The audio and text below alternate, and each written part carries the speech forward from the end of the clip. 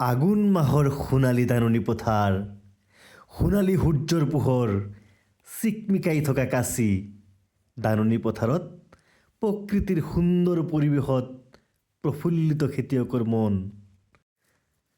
দুজনী মৰম লগা ছোৱালী, তুবা আৰু সীমাৰ পিতৃ হাফিজুল ইছলাম আৰু মই মুছাদ্দিক আৰু মুফাজ্জিলৰ পিতৃ জুলহাছুদ্দিন আহমেদ। আমি দুজনে প্ৰতি বছৰৰ দৰে এইবাৰো নিজ হাতে ধাননি পথাৰৰ সুগন্ধি লৈ লৈ ধান চপোৱাত ব্যস্ত, এক বুজাব নোৱাৰা আনন্দ। ধান কাটি শুকুৱাই মৰণা মাৰি ঘৰত লৈ যাম। এইবাৰ আমাৰ ঘৰত এইবোৰ ধানেৰে বহু ধৰণৰ পিঠা বনাম। আঘোণ পুহ মাহত ৰাতিপুৱা জুই পুৱাই পুৱাই পিঠাৰ জুতি, বাহ কি যে মজা! পিঠাৰ কথা ভাবি ভাবি বহুত কাম কৰা হৈ গ'ল, গমেই নাপালোঁ। এই ধাননি পথাৰতেই পিঠাৰ লগত সম্পৰ্ক থকা বহুত কথা মনলৈ আহি আছে।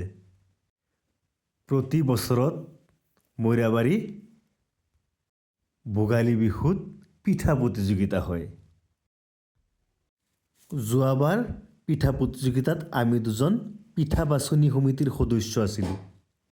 আটাইবোৰ পিঠা খাই আটাইবোৰ পিঠাৰ সোৱাদ লৈছিলোঁ। বাহ কি যে আমোদজনক! কত ধৰণৰ পিঠা!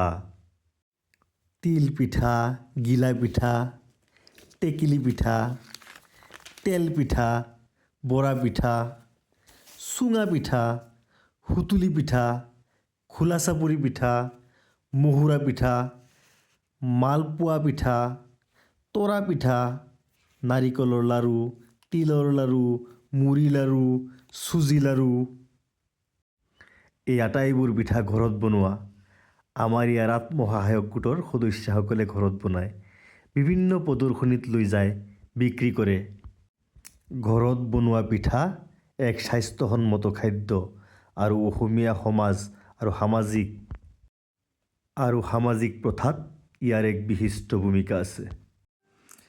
আজিকালি বজাৰত বহু ধৰণৰ চিপছৰ দৰে পেকেট খাদ্য ওলাইছে, সৰু সৰু ল'ৰা ছোৱালীয়ে খাই ভাল পায়। সেইবোৰ খাদ্য স্বাস্থ্যসন্মত নহয়, বহুতো বেমাৰৰ কাৰণ এই ধৰণৰ পেকেট খাদ্য।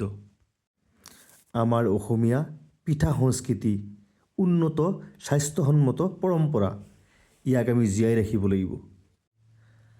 আমি পিঠা খাই খাই আমাৰ ল'ৰা ছোৱালীক পিঠা খোৱা শিকাব লাগিব। আহক আমি সকলোৱে মিলিজুলি অসমীয়া সংস্কৃতি আৰু শক্তিশালী কৰোঁ।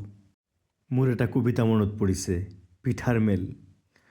অকণমানিহঁতৰ বৰালি কোঠাত বিহু উৰুকা ৰাতি, পাচিত বহি পিঠাবোৰে আছিল কথা পাতি। চুঙা পিঠাই মাতিলে কপৰাই, খোলা চাপৰিয়া ভাই, দেহৰ কথা দহৰ কথা শুনিছানে নাই? এই দেশত আমাৰ আৰু বেছিদিন নাই আমাৰ ভাত। আজিকালিৰ অকণমানিয়ে নাপায় আমাক চিনি, লুচি লাগে বিস্কুট লাগে।